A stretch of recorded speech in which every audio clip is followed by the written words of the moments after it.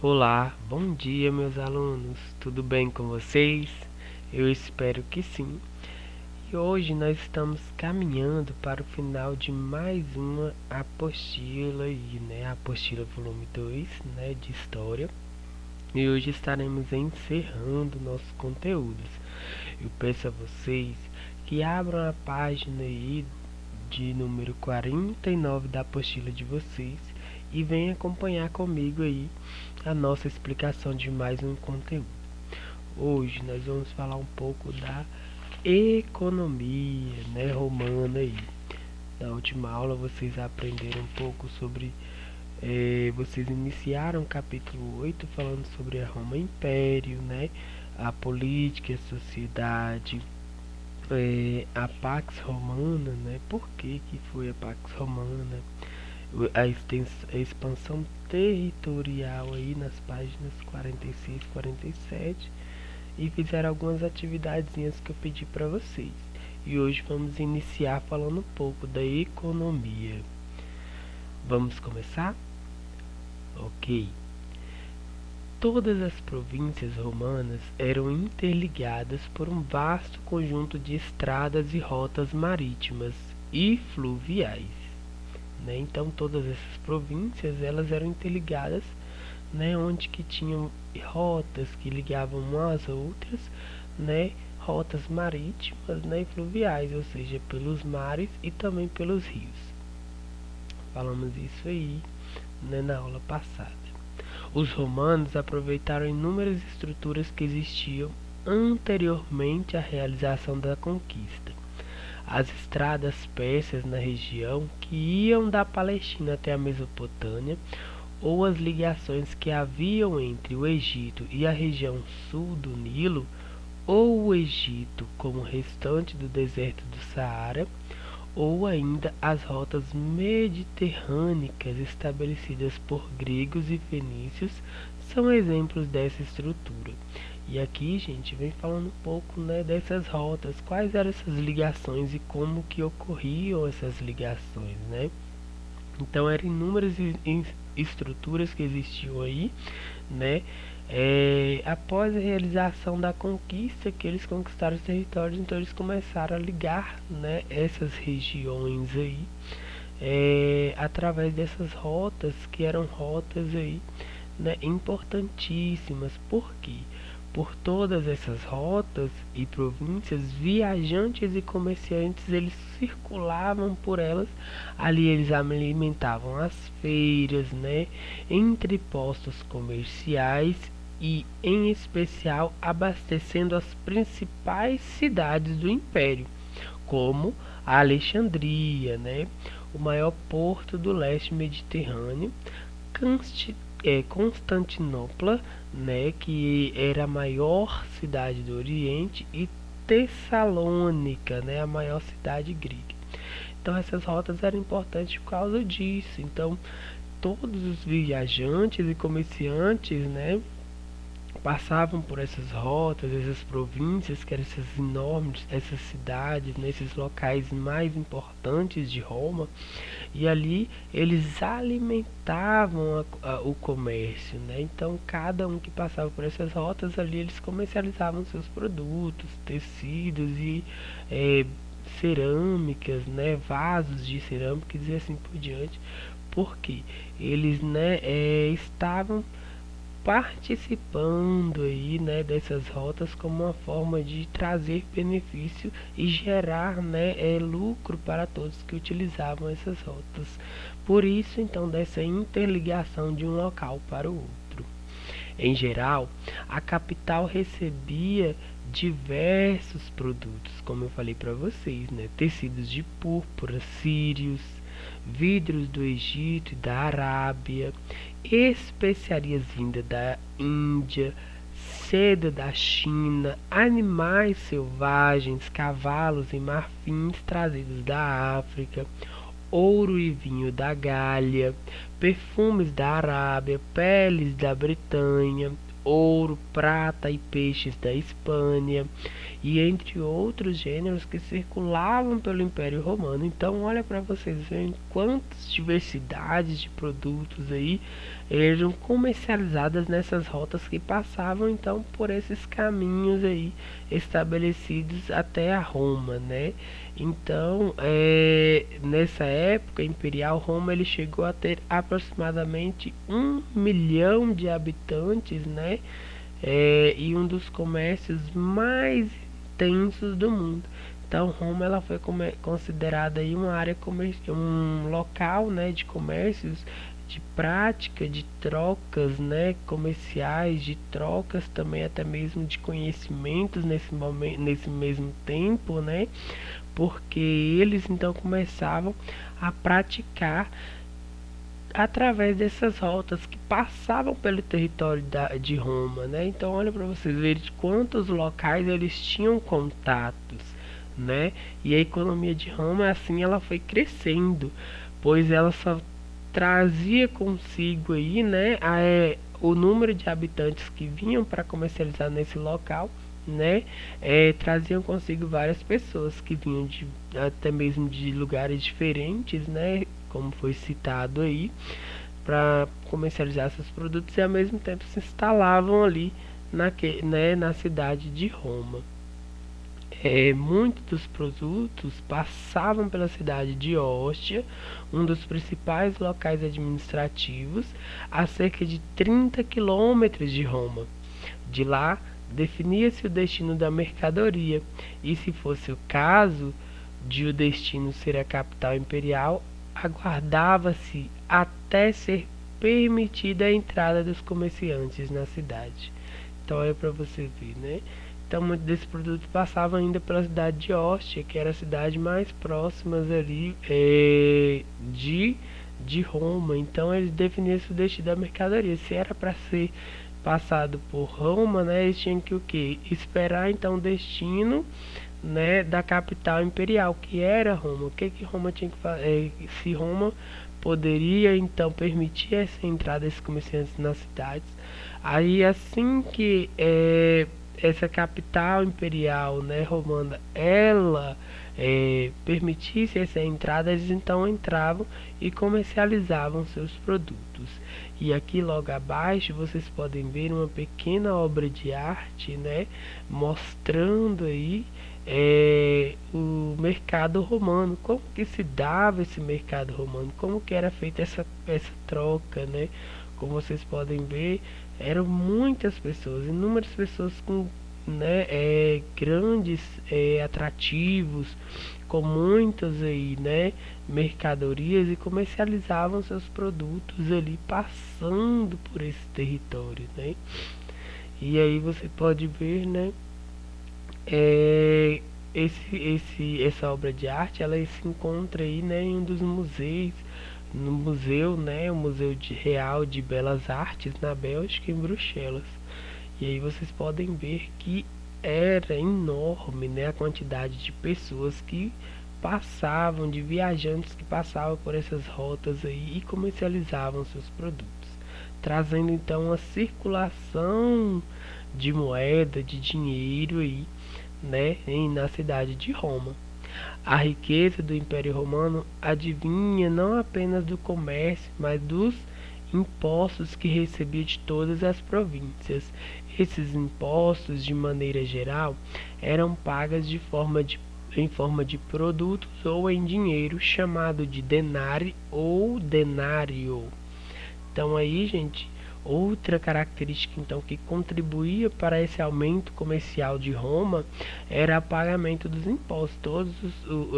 Não apenas o comércio garantia então essa circulação, né, esse aumento da economia, mas sim também o pagamento dos impostos, né, que eram pagos em forma de produtos. Todos eles tinham que passar e entregar aqueles que não tinham dinheiro. Eles entregavam então uma quantidade de produtos que eles comercializavam, e outros já pagavam em forma de dinheiro, né, aqueles que não tinham produtos aí, onde o dinheiro era chamado de denário ou denário. O dinheiro romano era a moeda oficial usada por todo o vasto império. Ganhou diferentes desenhos em suas faces no decorrer do tempo, assim como seu valor variou com o passar dos anos. né? Então o dinheiro aí, né, romano, ele começa a ter, né, várias faces, né, várias faces aí, porque no decorrer do tempo foi então, né, se diversificando e esse valor foi aumentando, às vezes caía, às vezes aumentava.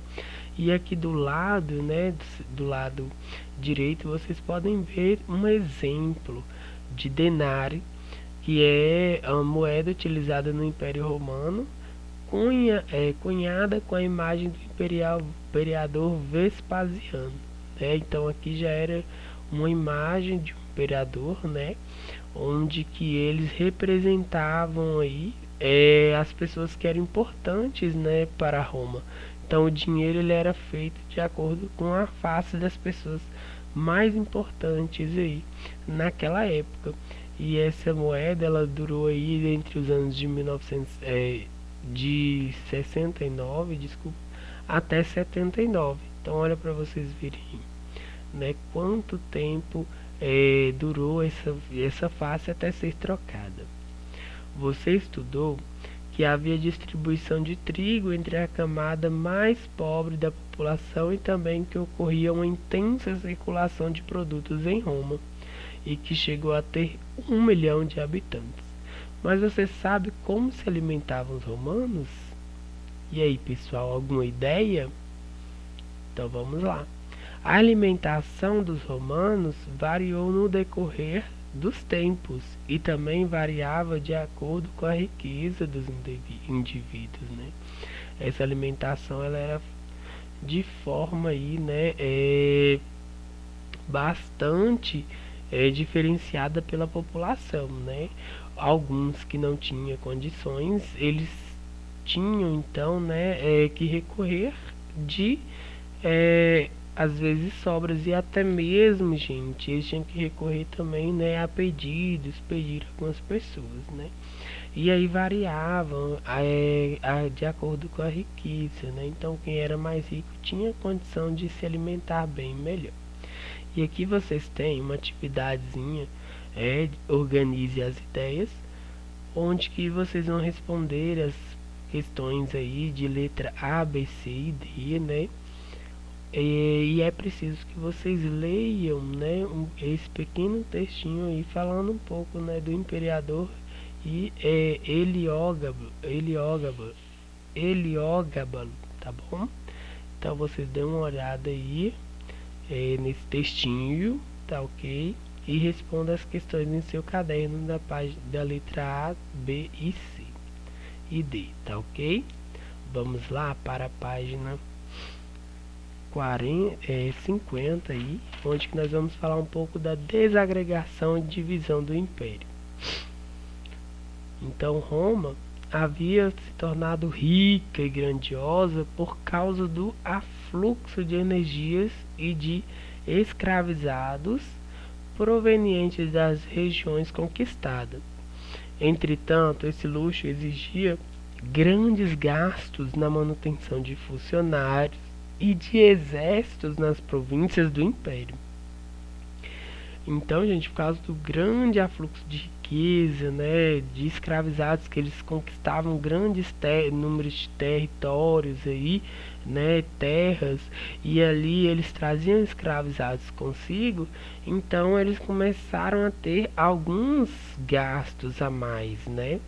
E qual foi esses gastos, né? Porque eles tinham que para viver nesse luxo, né, que Roma tinha, existiam então esses gastos, que era a manutenção de funcionários, né, para cuidar de todas essas as partes, né, desde a comercialização de escravos, desde olhar escravos, né, de ficar ali apostos, a limpeza de alguns estabelecimentos, né, e manter aquela vida de luxo. Então eles começaram a ter gastos, né, com funcionários e ainda com os exércitos das províncias do império para poder fiscalizar tudo e tudo ocorrer de forma correta que eles precisavam, né, para não gerar nenhum problema e nenhuma rebelião. E aí esses gastos começaram a provocar a diminuição de novas conquistas, né? Então eles começaram a ficar, né, tão cheios, sobrecarregados, que eles não conseguiam mais conquistar terras. E aí Roma já não recebia mais a mesma quantidade de riquezas, nem o mesmo número de escravizados que formavam a massa trabalhadora, né? Então, por quê? A diminuição de conquista de terras, de territórios, fazia com que eles, então, né, não conseguissem pagar esse luxo que eles tinham, né? E a produção agrícola diminuía e faltava alimentos para a população. Após um período de relativa paz e desenvolvimento do Império Romano, que durou cerca de 2 séculos, começou então a se iniciar uma crise, né? Então, eles começaram então a, a iniciar uma crise aí, né? Provocar então algumas rebeliões, né, entre pessoas que não estavam recebendo mais alimentos, né, devido à produção agrícola diminuir, devido ao número de escravizados também diminuir, né, às vezes porque a comercialização, né, ocorria e ainda também havia também morte de alguns escravos e ali daquela forma né, os trabalhadores escravizados então começaram a diminuir a quantidade e aí também a produção agrícola ela diminuiu e com essa preocupação então, né, esses gastos aí às vezes ficava difícil então de propagar, né, um conflito e ir em busca de novos territórios e de novas, né, novas escravos para poder compor essa massa trabalhadora. Além dos problemas financeiros, uma religião se expandia e abalava as estruturas do império. O cristianismo, essa doutrina pregada por Jesus, um morador da Palestina, província romana chamada de Judeia, e posteriormente por seus seguidores, conquistou muitos adeptos entre as camadas sociais menos favorecidas. Jesus pregava a existência de um único Deus e que a salvação seria dada a todos os humildes. E aí então o que acontece? Veio então uma nova religião sendo instalada aí dentro da cidade de Roma, né? Veio então o cristianismo, né? Que era uma doutrina proclamada aí por Jesus, né? Nós conhecemos essa doutrina, né? Jesus ele era morador da Palestina, da Judéia, né? E aí o que acontece? Ele começou a pregar aí, né, uma nova religião. Ele começou então a ir em busca dessas camadas, né, sociais menos favorecidas, dessas pessoas que não tinham muitas condições de vida, e começou a pregar falando que Deus, né, de Deus, que existe apenas um Deus e não outros deuses, né, como vocês mesmos conheceram que a religião de Roma era uma religião que politeísta, né? Existiam vários deuses para tudo. E Jesus ele vem então proclamar uma nova religião aí, falando apenas de Deus, né? Que ele era o único que salvava e que ele então, né, estava ali para resolver todas as causas impossíveis para aquelas pessoas menos favorecidas. E aí então essas pessoas mais humildes, né, onde Jesus foi pregando desde o início, né, essas pessoas começaram a seguir então o cristianismo, né, onde que que Deus falava, que Jesus falava que Deus era a salvação, né, e que essa salvação seria dada a todos aqueles que fossem humildes. E o imperador romano detinha o título de Augusto, né, referente à divindade, mas o cristianismo negava essa condição ao governante. Tal insubordinação, além da possibilidade de as massas descontentes se unirem e se rebelarem, fez com que muitos patrícios e governantes perseguissem os cristãos, atribuindo a eles a culpa de todas as misérias que abatiam o império. Entretanto, em vez de diminuir o número de seguidores da nova doutrina, as perseguições e as flagelações impostas aos cristãos aumentaram a quantidade de adeptos, né? E aí então o imperador romano Augusto, né? Que ele fez? Então começa a perseguir os cristãos, se rebelar contra os cristãos, né? Porque é, Jesus veio para falar que existia um Deus, né? E que esse Deus ele era um Deus que supria as necessidades de todos.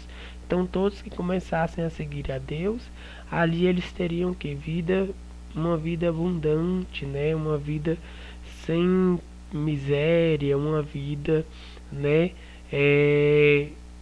Mais, podemos dizer, mais feliz, mais contente, porque ele teria uma salvação e que Deus veio para salvar toda a humanidade. E o imperador e ali ele negava, né, o cristianismo negava também que Augustus, né, ele tinha essa capacidade de salvar, né, de cuidar de todas as pessoas, né, de todas as pessoas menos favorecidas, porque ele só cobrava impostos, né, e as pessoas só continuavam mais pobres.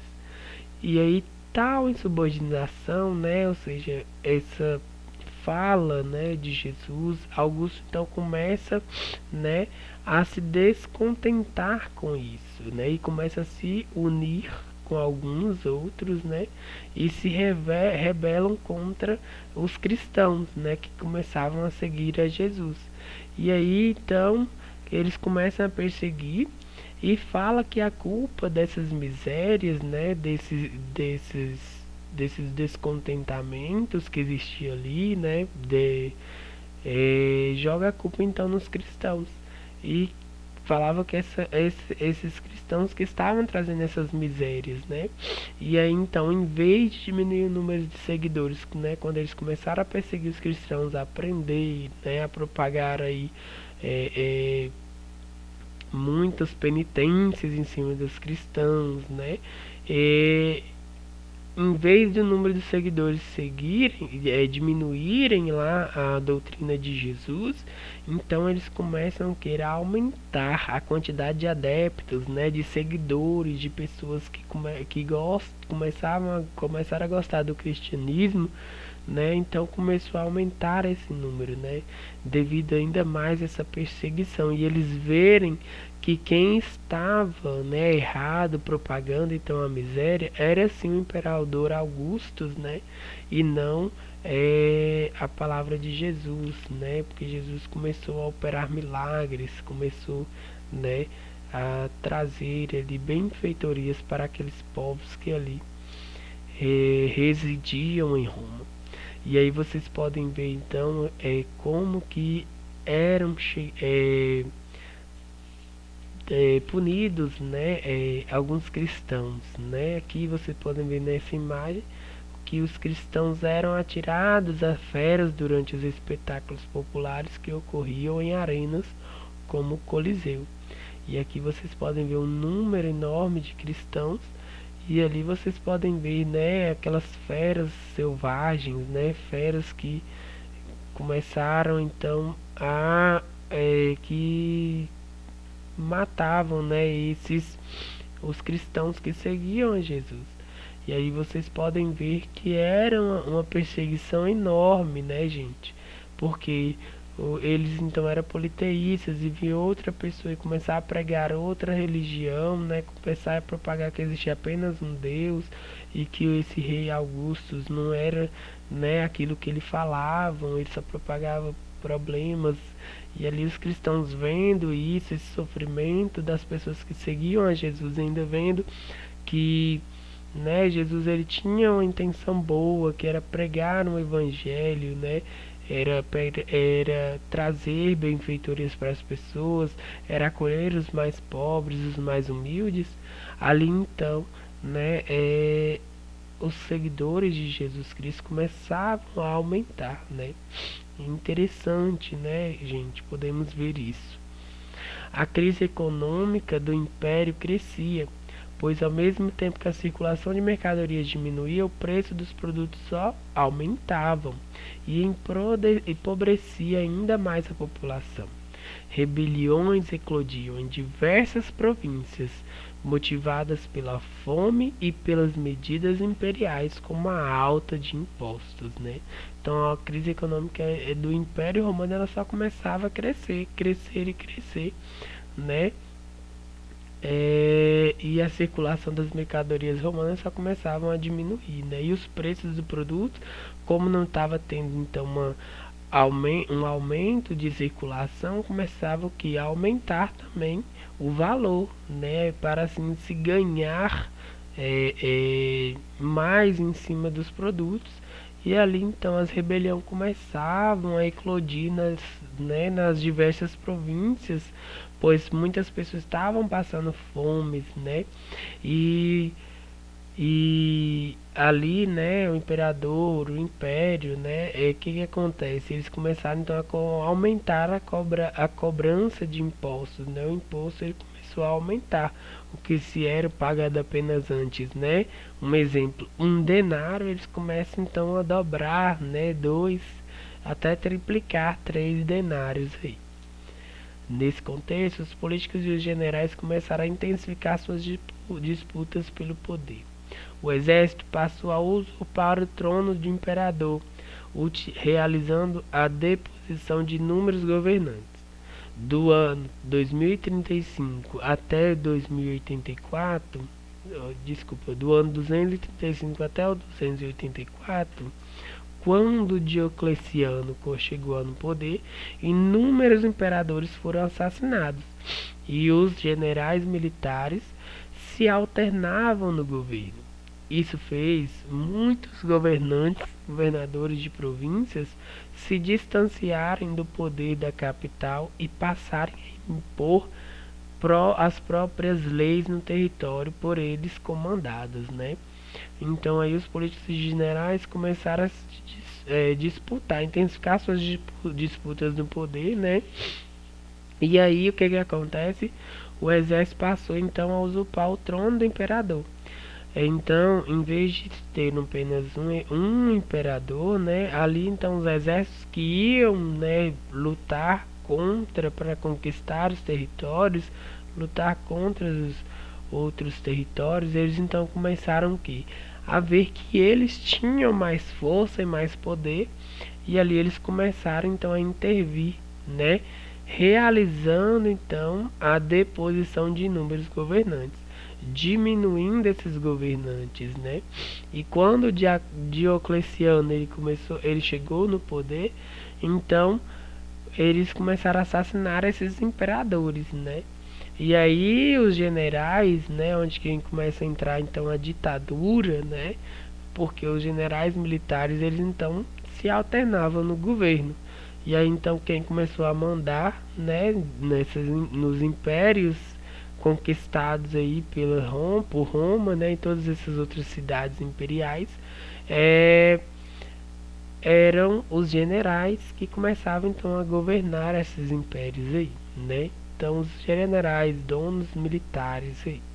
Isso fez com que muitos governadores de províncias se distanciarem do poder da capital, e aí eles passaram então a impor as próprias leis nos territórios, né? Esses generais começaram então a dominar ali e colocar suas próprias leis, sem precisar aí de um imperador, né? Um governador de província comandar a todos. E por causa desse contexto, a crise econômica e política, a vida na cidade se tornou difícil, né? E insegura, e muitas famílias optaram por abandonar esses locais e buscar vida no campo. Os senhores fortificaram suas vilas e ofereceram proteção aos mais humildes em troca de trabalho deles. As pessoas que migravam para o campo respondiam diretamente a esses senhores ou aos generais que controlavam as terras, o fato que agravou ainda mais a crise romana, né? Devido a esse fato, então as pessoas, né, que estavam morando, né, nessas províncias romanas, o que eles fazem? começam a abandonar, né, a cidade de Roma. E a cidade de Roma ela vai ficando sem pessoas, sem habitantes, né? Um local antes que era formado por mais de 1 milhão de habitantes, começa a perder seus habitantes para aqueles senhores, né, que eram donos de terras, e ali as pessoas que eram mais humildes, que estavam passando fome, então começaram a trabalhar, né, procuraram sua vida no campo, começaram a trabalhar em troca de serviço. Eles então tinham aí proteção, né, e ainda tinham também alimento para suas famílias. Então eles começaram a migrar para o campo, né, sair da cidade de Roma e voltar para o campo e trabalhar, e ali através do seu sustento eles então recebiam alimentos e proteção, né, desses generais que começaram então a se impor dentro dessas províncias, dentro dessas cidades. E aí a crise de Roma ela começou a se expandir, porque a cidade, né, o Império de Roma, então as cidades aí que formavam esse império, ela começa então a decair, né, a perder habitantes, o comércio então começa a diminuir. O imperador Diocleciano, que governou entre os anos de 284 e 305, tomou algumas medidas para conter essa crise, e entre elas estabeleceu a tetrarquia, né? Isto é, dividiu o território romano em 4 regiões, e cada uma com um governante que respondia diretamente a ele. E sua intenção era estabelecer líderes mais atuantes e vigilantes em cada um dos territórios. Outra medida foi estabelecer valores máximos para produtos e salários, né? Edito máximo publicado no ano de 301, né? Então, gente, para tentar diminuir, né, e conter a crise, então o Diocleciano ele começa a tomar providências. E em vez de um só, né, governar o território romano e não saber de nada do que estava acontecendo, né, ele então divide o território em 4 regiões, e ali cada um recebe um governante, e cada governante ele vai, né, comandar essa região do território romano, né? E ali eles começam também a estabelecer, né, outra medida que foi o Edito Máximo, né? O Edito Máximo é onde que era podemos dizer assim, né, uma medida, né, um documento promovendo então um valor máximo para os produtos e também um valor máximo para os salários, né? Onde que todos aqueles que trabalhassem, eles tinham que ter um salário, receber um salário, e também, né, os produtos, né, adquiridos, eles tinham que ter também um valor a ser comercializado, né, e não de ser de qualquer forma ali, de qualquer maneira, para muitos cobrar mais, né, cobrar muitos os valores altos aí e querer se expandir. Então esse edito máximo ele foi publicado no ano de 301, né, onde que seria um valor estipulado X para o pagamento de salário e um valor estipulado X também para, né, vender o comércio aí, para a venda do produto, né, o comércio do produto. E o imperador Constantino, que governou entre 312 e 337, tentando uma aproximação com os cristãos, determinou o Edito de Milão, no ano de 313, dando liberdade de culto no território romano, que favoreceu os cristãos e não cristãos. E aí é onde que entrou também o Edito de Milão, né, que é aquele edito onde que as pessoas tinham a liberdade de cultuar tanto o Deus dos cristãos, né, do cristianismo proclamado por Jesus Cristo, e tanto também aqueles que não eram cristãos, eram politeístas e acreditavam em outros deuses também, né? E ali então foi favorecendo, dando essa liberdade aí através desse edito de Milão, que o imperador Constantino veio, né, para tentar amenizar essa crise econômica, né, gente? Então foram assinados editos. Primeiro veio o edito máximo, estabelecendo a paga de salários e produtos e o número máximo, né, o valor máximo do salário, do pagamento de salário e o valor máximo também de comercialização de produtos, né? Veio o edito de Milão, dando a liberdade de culto no território romano, tanto para os cristãos quanto os não cristãos, e veio também, né, o edito de Tessalônica em 308, que foi proclamado pelo imperador Teodósio, né, o qual também proibiu os templos e as práticas politeístas. Através então, né, do edito de Milão, era uma liberdade para os dois, tanto cristão e não cristão. E agora o edito de Tessalônica, né, com a determinação do cristianismo como religião oficial pelo império, né, através do imperador Teodósio, em uma das regiões aí de Roma, ele então fala que os templos, né, não mais poderiam praticar essas práticas politeístas, né, essas religiões politeístas de acreditar em vários deuses, e ainda todos deviam seguir apenas o cristianismo, né, onde que era apenas a religião que Jesus Cristo começou a propagar, a proclamar ali na cidade de Roma, né. Teodósio determinou ainda que após a sua morte, ocorrida em 385, o Império Romano devia ser dividido entre os seus filhos, dois filhos, Honório e Arcádio. E aí Honório e Arcádio eles começam a tomar conta aí, né, da parte onde que Teodósio era o imperador, né, e determinava as leis. Dessa forma, surgiram dois novos impérios.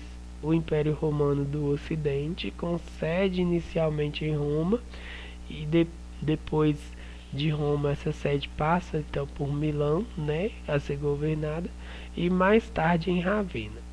E nós temos também outro imperador, outro Império Romano, né, do Oriente, cuja capital passou a ser em Constantinopla. E aqui vocês podem ver nesse mapa a divisão desse Império Romano, né? Aqui então nós temos o Império do Oriente, representado na cor marrom aí, né? Onde que ela pega parte do Egito, Arábia, né? Ásia Menor, né? Olha para vocês verem. E do outro lado nós temos o Império do Ocidente, né? Onde pega Espanha, Gália, Ravenna, Roma, Nápoles, Constantina. Então, gente, aqui era uma parte aí, né, destinada aos dois, eram partes divididas aí, né, destinada então aos dois filhos, né, aí Honório e Arcádio, né, os dois filhos de Teodósio, ok? E a divisão territorial e enfraquecimento das fronteiras do Império possibilitaram a invasão de terras romanas por povos que habitavam regiões fora dessas fronteiras. Esses povos eram chamados de bárbaros, né, pelos romanos. Então, né, com esse enfraquecimento territorial das fronteiras aí de um local para o outro, né, essas fronteiras romanas aí, esses territórios conquistados por Roma, né, que não era um território pequeno, era um território enorme, né, onde pegava parte do Egito, a Ásia Menor, né, a Espanha, Lusitânia, Gália. Então, olha para vocês verem, um território grande, né, a Britânia logo ali em cima. Então, com o enfraquecimento, os bárbaros começaram então, né, a invadir as terras romanas aí, né? Esses povos que habitavam as regiões fora dessas fronteiras, né? Mais ao redor dessas fronteiras começaram então a intervir, né? E invadir as terras romanas, onde que os romanos eles chamavam esses povos de bárbaros. E no ano de 476, Ravenna, então sede do império, foi invadida pelos Érulos, que destronaram Rômulo Augusto, um dos filhos de Teodósio, e o último imperador do Império Romano do Ocidente. O Império Romano do Oriente, por sua vez, durou aproximadamente mais 1000 anos, né? Então, o Império Romano do Ocidente, ele então passa a cair, né? Onde que foi destronado Rômulo Augusto. E aí, Ravenna, então, ela é o que? Invadida, né? E esse filho de Teodósio, Rômulo Augusto, ele então perde o seu trono. Então, o Império Romano do Ocidente, ele não é mais mais aí governado então pelo filho de Teodósio. E Rômulo Augusto, né? Ele então passa para participar do império do seu irmão, né? Ali, o Império Romano do Oriente, né? Onde que está localizado aí nessa cor marrom. E esse Império Romano do Oriente, então, ele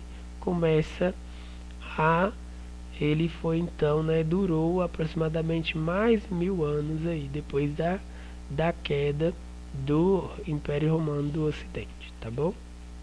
E aí, gente, vocês têm outra atividade, né? Organize as ideias, onde que vai falar um pouco desses povos bárbaros aí, né? Eu quero que vocês respondam as questões de A e B, tá bom? E temos também outra história, onde que ela vai falar um pouco aí dos povos bárbaros, né? Explicando melhor um pouco desses povos. Eu quero que vocês leiam, tá ok? E façam atividade aí interpretando documentos da página 53 também, A e B, tá bom? E fica também a atividade da página 54, ok? Que nós iremos corrigir aí, né, na nossa próxima aula, ok, gente? Então, um grande abraço para vocês. Fica essas atividades, fica essa explicação, e qualquer dúvida vocês podem tirar comigo aí na nossa aula live de correção, tá ok? Um grande abraço e tchau, tchau.